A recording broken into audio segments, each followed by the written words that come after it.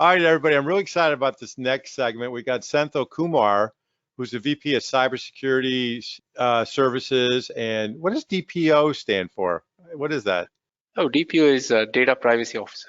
Oh, okay. And that's for your company, YASH Technologies, right? Yeah, yeah. Yeah. Now, where are you calling from today? Okay, I'm logged on from Bangalore, India.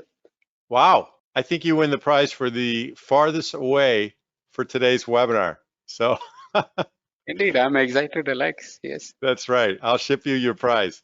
So thank you for being here. We're really grateful for your time and for sharing your knowledge with us. You've got actually a briefing. Indeed. And I wanted to bring the field experience over here and talk to you and the audience who have logged on in this call. I'm Okay. very excited to talk about this topic. Okay. So for those of you who don't know Yash, you should. I didn't know him either until one of their folks reached out to me, and they're a huge company. They do a lot of really good work, a lot of big companies.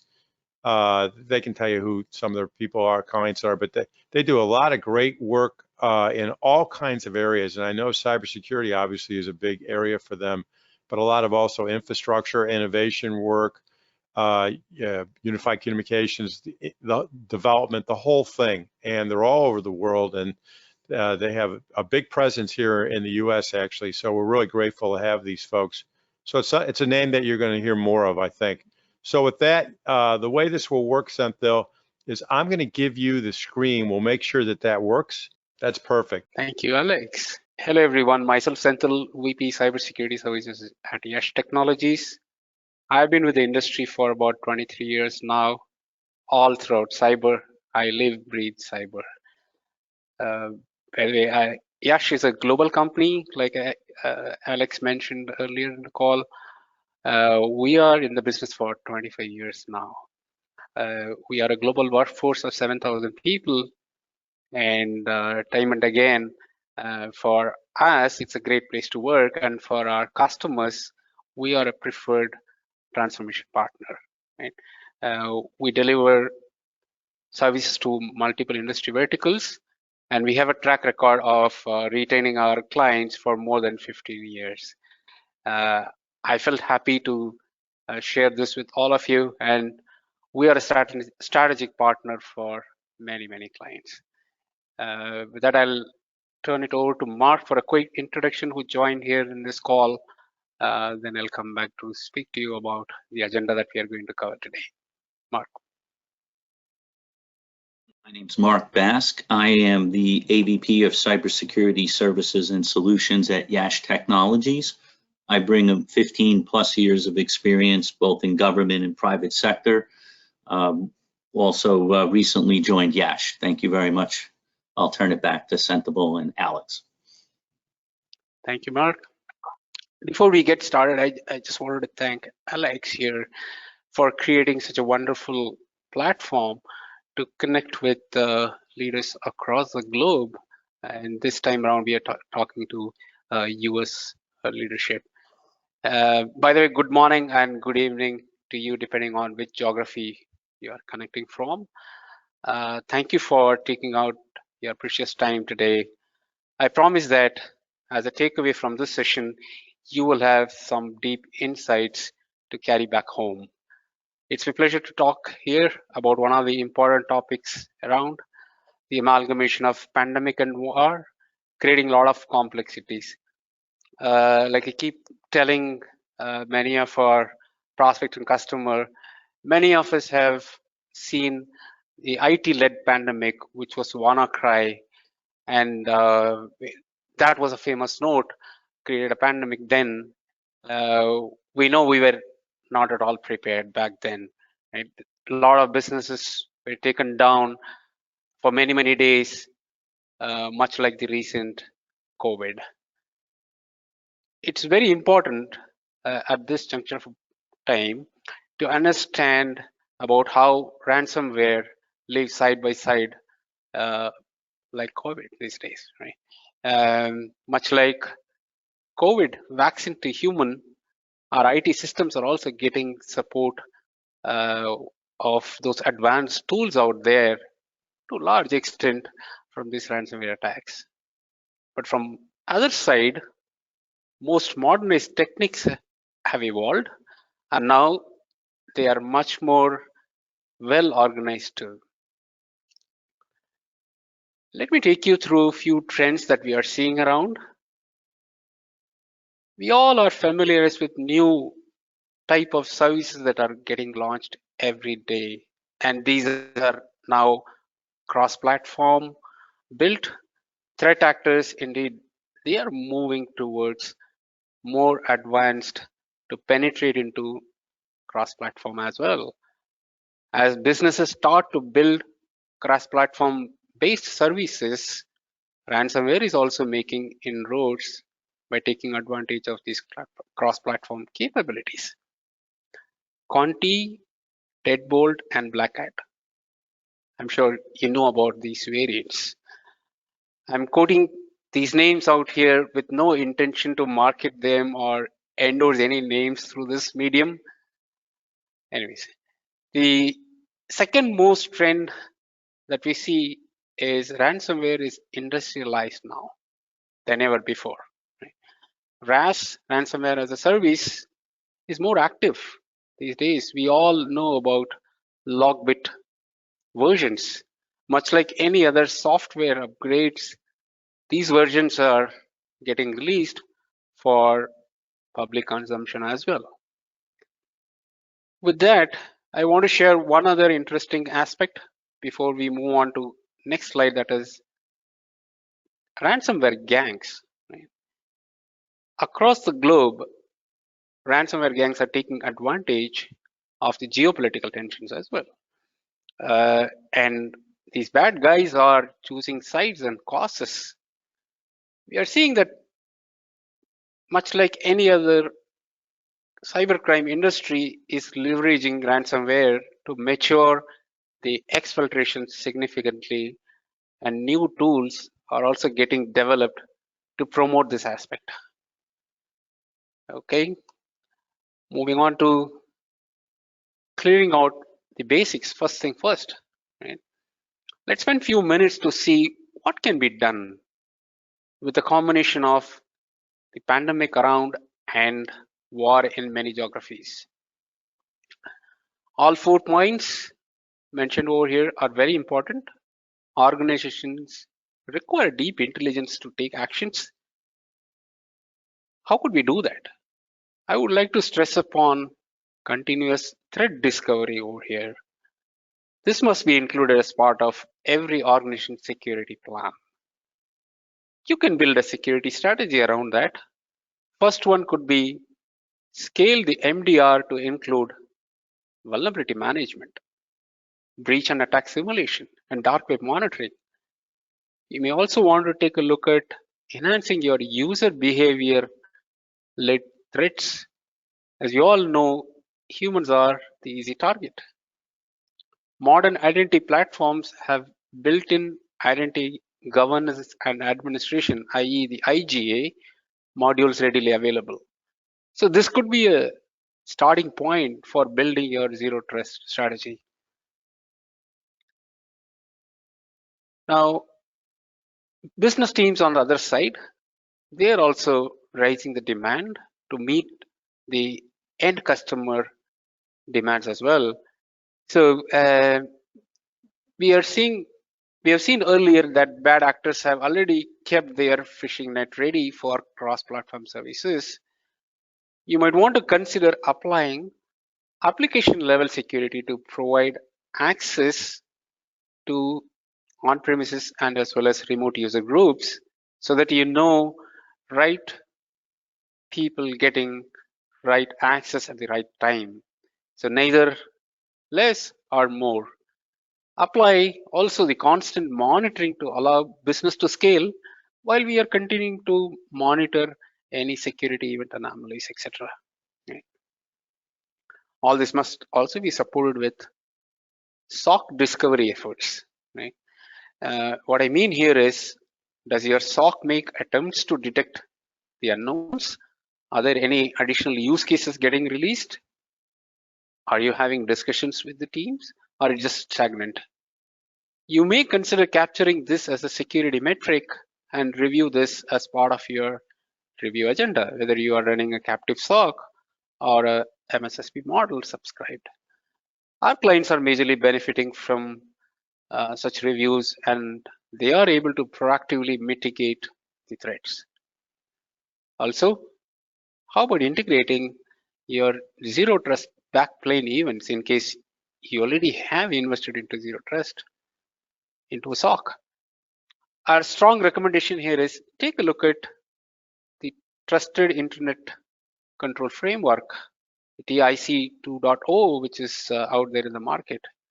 This will help you to heighten your zero trust driven monitoring aspects too. We have built our own next gen SOC based on this TIC, and we are able to deliver a seamless service to many of our clients. I'm also glad to share here, zero trust monitoring is a differentiator for YASH too. Now, all basics covered, we want to draw your attention for some of the proactive measures we think will be helpful for your organization too. For every organization, we feel defense strategy must be 360 degrees, including human element. While security awareness is a key, we recommend to include scenario-based awareness sessions, not just multiple choice question there. It doesn't help anymore. It would be a good idea to prepare a scenario and list down the question and response so that an employee could think back and relate to scenarios such as ransomware. Then you'll be able to also measure the outcome, how this can be improvised and supported for your future scenarios. I leave the thought with all of you to assess and include it suitably to your business environment. From the technology standpoint, we've seen a combination of threat intelligence and hunting. Efforts have produced awesome results, and defense mechanisms have gone up. Maturity scores have gone up in that sense. Some of our clients also have rolled out EDR and anti-APT tools to make the endpoint detection layer more stronger. It goes without saying, logs generated from these sources must also be ingested and made readily available for SOC team to assess, analyze, and bring out any anomalies that are there out in the environment. Next thing is around recovery strategies. This one play a key role to bring back the business services online in case of eventuality. Earlier in the slide, I've presented you with risk tolerance level. Well, that becomes a key to drive the recovery strategy. How long could a business afford to shut down will derive a quantifiable number, and you can build a recovery strategies on top of it. One other important measure that we have seen is building a coordinated and well-drafted rapid response to deal with any unforeseen events. Enterprises are taking advantage of tools such as a scenario-based automated tabletop exercise. Now, paper-based tabletop is gone. During automated tabletop exercises, it gives advantage for remote workforce to connect and participate in such events so that they clearly understand their role play and they'll be able to act smartly during any of those critical events. Moving forward, which is very important for all of us, particularly in the security domain, because for management, we are speaking Latin and Greek. Well, that has to be made as simplified English. So all the initiatives that you're planning cannot be in silos. Security measures must be communicated to the board level executives in a simple, non-technical ways. One of the important challenges that senior level executives are facing today is how clear security folks are understanding our business. While they appreciate the intent, all the efforts backed with investment proposals, etc., they are unable to gauge and understand in what context all the actions are going to help to stay protected and sustain the business. We need to help business leaders in making decisions such as how much is enough? Where do we draw the line? More importantly, how much budget is good enough to sustain any ransomware crisis? Well, CISO is a GPS in this journey. Present day security leaders are not just in a technical role capacity, they are expected to play a business role, bridging the gap between their business peers and board members. Time and again, we have seen and helped many CISOs to quickly move their feet in this direction. We have helped them to build a roadmap and keep it flexible to accommodate the unknowns that are out there for future. Regular briefing session, in this case, our recommendation is make it as a quarterly one. Board level briefings with an agenda about the progress made and also understand the priority from other side. And this is key to ensure that buy-in is consistent throughout and you are gaining confidence at the board level. As a result, CISOs have received good support from their leadership and peers during critical incident response scenarios. Briefing sessions can also be informal and can be more frequent depending upon the business scenario that you have been going through.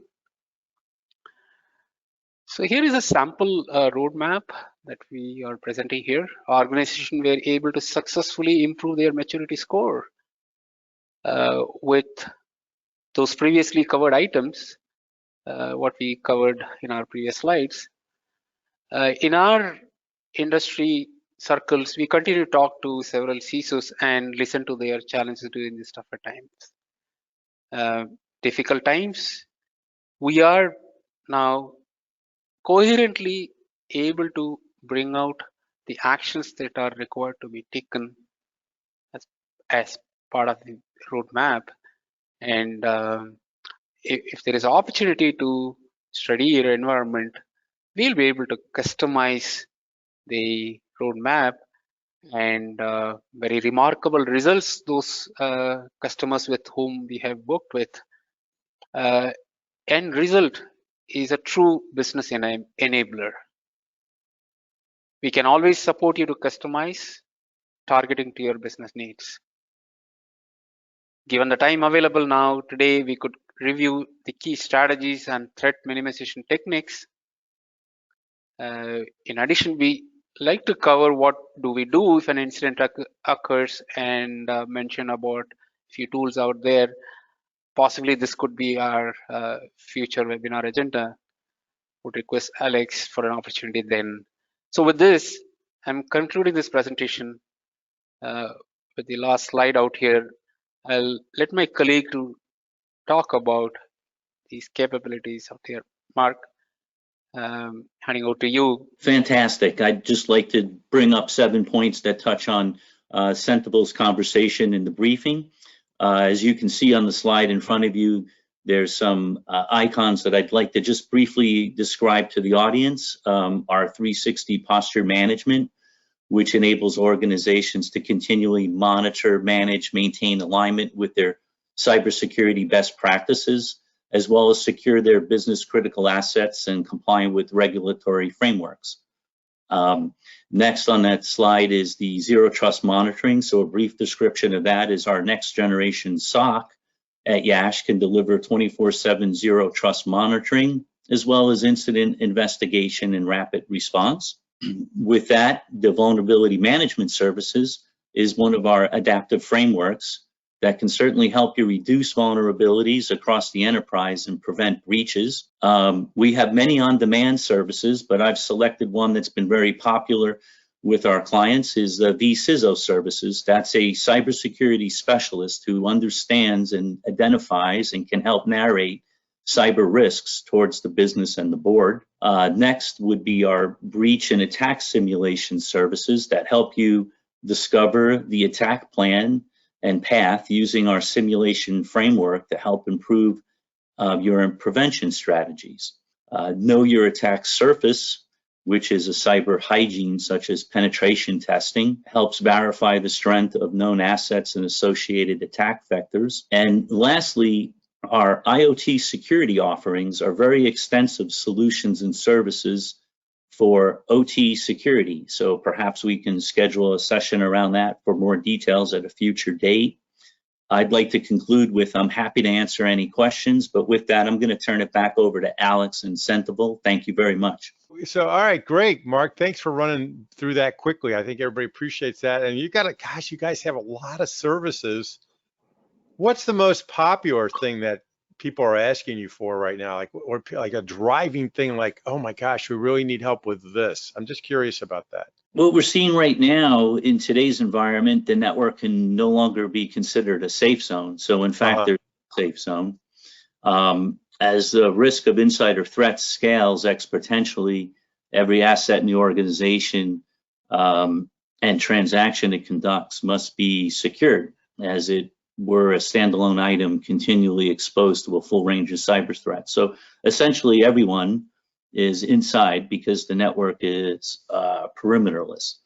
So understanding that perimeter protection alone is not enough and has increasingly led to security concepts called zero trust, which is beginning to play a large role in the security posture. Building a zero trust organization is based on never trust, always verify, approach all entities and transactions with multiple solutions, and work together to secure the organization's digital assets. That's what we're seeing out there right now. Wow, sounds kind of overwhelming. So that's why I want to jump to that. So I'm glad they have folks like you to help them, right? So let's go to that roadmap, Senthil. Show us that roadmap. I thought that was really cool. You know, I get a lot of questions from people saying, hey, you know, this is all overwhelming, it's confusing. What do I do? And so what you've done here is you've given people a straightforward roadmap, right? And this, you call this a simple roadmap. Would this be your like basic roadmap that you would recommend for someone that's kind of just starting to really put together more of a framework kind of approach? Yeah, Alex, what we have presented over here is a kind of a common theme that we have learned from multiple clients. A majority of these items are kind of a mandate for every customer to onboard. So in some sense, yeah, this can be taken as a template and readily available for customizing based on how would the client scenario will look like. Perhaps what we also recommend is to go over a simple risk management exercise that will produce a real outcome of how do we position, say, which is a recovery drill towards Q4 of 2022. Should this be brought to Q1 of 2022? So all those adjustments can be made in a roadmap once we get to know full details around. Yeah. So show us that first things first slide. I think that's kind of what you're talking about, right? Indeed. Yeah, I see. Revisit the risk tolerances, SOC to detect all top. This is where you have a risk profile. What's the process you would go through here? What would you call that? A risk assessment kind of thing? Yeah, risk assessment. Then, then take it from there. Start looking at what do they have currently, right? Gotcha. And, okay, so I got some additional questions here. I want to run by a couple of them, but put us on that slide that says thank you and how to reach out to you guys. Because if somebody's watching this, you know, even now or in the future, and they're like, oh, you know, I remember that guy, those guys did a great job. I want to call them. How do I reach out to them? So that's a good thing. If Mark hasn't already reached out to them. But Let's do that. I got a couple quick questions. So if people do several assessments and they think they have all the cybersecurity tools that they need, okay, so I got all the tools and everything. What else should they, what's your advice for those guys? What should they be doing? Well, Alex, that's a common question. It's a good question. It comes up a lot. I have several assessments and all the tools, so what should I be concerned about?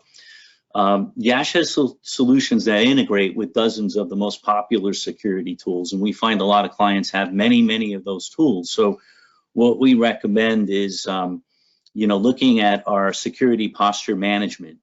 It addresses cloud security for AWS, Azure, as well as Google. And what it does is it takes all the information into a single intuitive interface and enables an organization and a CISO to continuously monitor, manage, and maintain alignment with their cybersecurity best practices, allowing you to secure business critical assets and comply with regulatory framework, which is important these days. Got it. That's cool. So the other thing I want to ask you is, we've all heard about ransomware. By the way, that SaaS ransomware can I sign up for an affiliate program for that? Is that something I can sign up for, Senthil? That's a joke, guys. So is that don't use this video against me down the road. So is that what people are doing? These criminals are just going in there and they say, hey, let's go after all these companies, Senthil? Indeed, I let me jump in, Mark. Yeah. Yes, they do. In fact, there are service providers who are hosting ransomware as a platform. So all that is required is someone need to contact them and tell them, you know what, we are going to target this industry, this particular customer or a geography. That's it. So you don't need to really do anything technically these days. All that is required is basic funding. And in dark web, also what we keep hearing is you don't really need funding. All that you need to know a little bit intelligence around what the weaknesses are in a system environment. Jeez. Yeah. It's unbelievable. Now I have this vision of this. Okay, I have two visions of these guys. One guy is in, I have three visions. One guy is in an island where he's listening to, Jimmy Buffett, and he's, typing away. I have that vision of that guy, and he's on an island. They have no rules. They can do whatever he wants. I have another vision of a guy that's drinking coffee in an office, and it's part of his state. It goes to a cubicle or home office now because of COVID. And I have another vision of more of the gang kind of guy. Are those all three pretty accurate? Those profiles? Yes. And with ransomware around, all these free user personas can be taken down remotely. That's pretty amazing. It's scary. So, you can't just sit back and just wait for it to happen. It's already happening to you. They're already in, aren't they? They are, yes.